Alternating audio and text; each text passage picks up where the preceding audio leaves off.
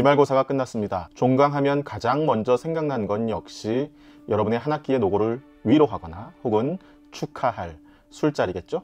오늘은 바로 여러분의 술자리에 느슨해진 긴장감을 더해드리기 위해 대학생들의 음주로 인한 사건, 사고 7선을 준비했습니다. 첫 번째 사건은 2018년 11월 새벽 충남 홍성에서 일어난 일입니다. 대학생 6명이 카쉐어링 앱을 통해서 티볼리 차량을 빌렸습니다. 그리고 그 차는 구분기를 고속으로 달리다 도로 연석과 신호등을 잇따라 들이받았습니다. 차량은 두 동강 났고 뒷좌석의 3명은 그 자리에서 숨졌습니다.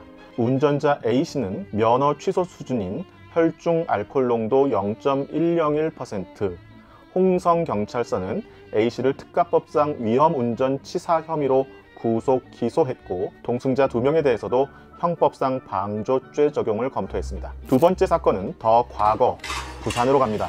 1999년 3월 신입생 환영회가 끝난 뒤 부산의 한 전문대학 신입생 7명이 술을 마신 뒤 4인승 승용차에 올랐습니다. 그 승용차는 중앙선을 넘고 전신줄을 아슬하게 비껴가더니 약 40m를 날아서 논바닥에 처박혔습니다. 19살 정모군은 그 자리에서 숨졌고 6명이 중상을 입었습니다. 음주운전과 정원 초과, 그 때문에 그날 끝난 것은 신입생 환영회만이 아니었습니다. 세 번째 사건은 2012년 9월 26일 오전 수원입니다. K대학교 축제 다음 날 학생들이 탄 차량이 급 커브길을 돌다 조각을 들이받고 전복됐습니다. 운전자 L씨는 만취 상태, 혈중 알코올 농도 0.1%였습니다. 이로 인해 차량이 전복 충돌된 뒤에 그 자리에서 즉사했고 동승자 3명도 중상을 입었습니다. 네 번째 사건은 2015년 4월 5일 새벽 광주와 대구 두 도시에서 발생했습니다. 여대생 고모씨와 김모씨는 서로 다른 MT에 참여했습니다. 두 사람 모두 술을 마신 뒤 고모씨는 광주 리조트 5층에서, 김모씨는 대구 펜션 3층에서 추락해서 사망했습니다. 한날 두 도시에서 일어난 너무도 닮은 사고였습니다. 다섯 번째 사건은 2010년 4월 29일 충북 음주 강요로 인한 사건입니다. 학과 대면식 자리 28명의 1학년생이 참석했고 2학년생이 주도적으로 술을 강요했습니다. 20살 여학생 A씨는 선배들의 분위기에 떠밀려 소주 3병 이상을 마셨고 그날 밤 자취방에서 숨진 채 발견됩니다. 혈중 알코올 농도 0.157%, 급성 알코올 중독. 강압은 아니었어요 라며 해명했지만 모두 알고 있었습니다. 거절할 수 없는 술은 결국 명백한 강요였습니다. 가해 선배 5명 중 2명이 과실치사 혐의로 불구속 기소되었고 나머지 일부는 기소유예 및 혐의 없음 처분을 받았습니다. 2024년 11월 5일 성남 수정구 자정이 넘은 시간 한 20대 대학생이 술을 마시고 운전하다 전기자전거를 타던 30대 남성을 치고 도주했습니다. 차에 치인 30대 남성 A씨는 사망했습니다. 그는 과거 음주운전 전력이 있었고 면허를 다시 딴 지 몇 달 만에 다시 사고를 냈습니다. 블랙박스 메모리 카드를 제거하며 증거 인멸을 시도했지만 경찰은 CCTV로 추적해서 3시간 만에 그를 긴급 체포했습니다. 그는 결국 징역 8년형을 선고받았습니다. 문화, 콘텐츠, 스토리, 아시아를 잇는 인문 채널 데그니티 V 술 얘기입니다. 너무 좋아요. 아, 이러면 안 되는데 다시 하겠습니다. 술 얘기입니다. 너무 좋아요. 아, 저도 술을 좋아해요. 근데 이제 저는 술을 많이 먹는다기보다는 술자리 분위기를 좀 좋아하는 편이에요. 그래서 같이 이렇게 재밌게 이야기하고 좀 떠들고 웃고 이러면서 좀 스트레스를 많이 푸는 것 같아요. 근데 이제 사실 술자리라는 게 술을 먹다 보면 어떤 때는 좀 이렇게 자기 주량보다 좀 넘어가게 먹게 되잖아요. 그게 문제죠. 술자리에서 자기 주량을 좀 초과해서 좀 취한다 싶게 먹는 날은 가끔 사건 사고가 일어나죠. 저도 이제 뭐 20대 때는 그렇게 술을 많이 먹지 않았는데 30대 때 들어와가지고 이제 술을 먹기 시작했거든요. 주로 사실은 대학원에 진학하니까 선배들이 술을 먹이더라고요. 학부 때도 물론 먹긴 먹었어요. 근데 학부 때는 뭐 조금 먹다 말았고요. 거의 이제 제가 또 신실한 종교인이었기 때문에. 지금은 아니신가요? 신실한? 지금 좀 덜 신실한 종교인입니다. 그래서 대학원에 갔더니 제가 이제 인문학으로 출발했잖아요. 그래서 이제 대학원에 갔더니 학술을 해야 된대요. 그래서 학술이 뭐냐 했더니 술을 배우는 게 학술이래요. 대학원은 이렇게 수업도 있지만 대학원생들끼리 모여서 스터디 그룹을 만들어서 서로 공부를 많이 했거든요.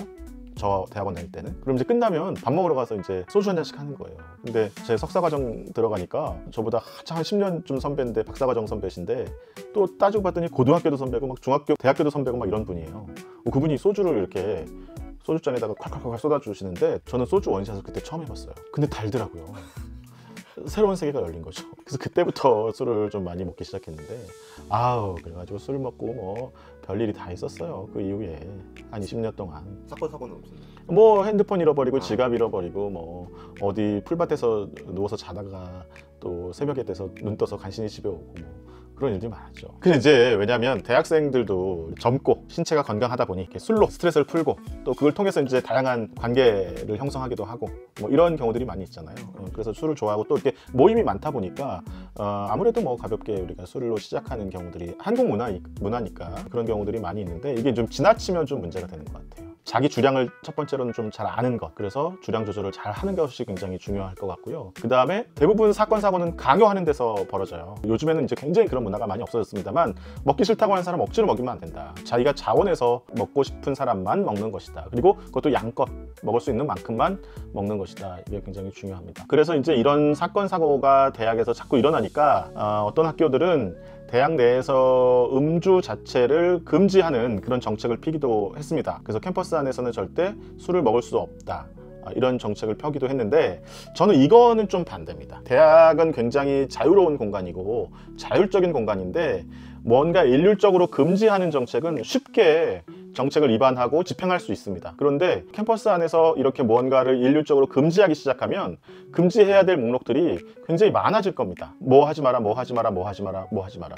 예를 들면 보드 같은 것도 타지 말라 그래요. 퀵보드 같은 것들도. 왜 그러냐? 위험하니까. 퀵보드 타는 일 하나가 한 가지겠습니까? 여러 가지 일들이 많이 있을 수 있잖아요. 그럼 그 위험을 다 사전에 예방하기 위해서 다 금지시킨다면 대학 캠퍼스가 가지고 있는 자율성과 창의성과 활발하고 명랑한 분위기가 저는 굉장히 저해될 수 있다고 봐요. 그래서 대학에서도 저는 기본적으로는 이런 자율성과 창의성을 좀 잘 지켜주기 위해서 음주를 가볍게 할 수 있도록 하는 것은 나쁘지 않다라는 개인적인 소신이 있습니다. 그래서 풀밭에 앉아서 물론 이제 풀밭에 앉을 때도 좀 조심하긴 해야 되겠죠.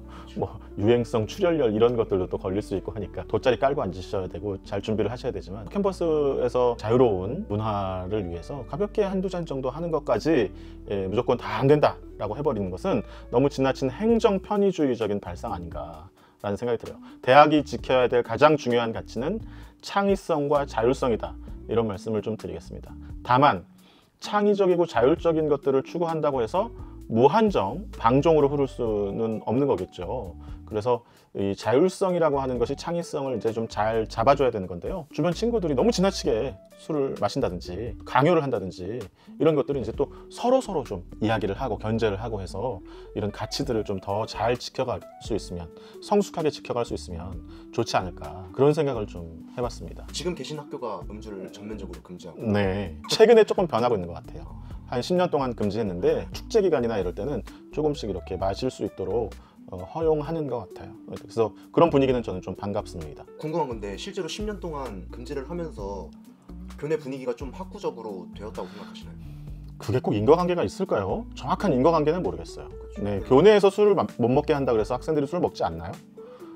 나가서 먹으면 되죠. 네, 그러니까 그거는 꼭 중요한 것 같지는 않아요. 그리고 학생들이 뭐 교내에서 술을 마신다고 해서 얼마나 많이 마시겠어요. 주로 축제 기간이나 이럴 때 무슨 이벤트가 있을 때 하는 거지 뭐 일상적으로 그냥 뭐 술병을 들고 다니면서 마시는 건 아니잖아요. 그래서 그런 것들은 우리가 좀 더 포용적으로 개방해 줄 필요가 있다. 그런 생각이 좀 듭니다. 자율이라는 말은 스스로의 어떤 규율을 지킨다라는 것이거든요. 그래서 저는 기본적으로 캠퍼스에서 창의와 자율이라는 가치가 잘 꽃피었으면 좋겠다.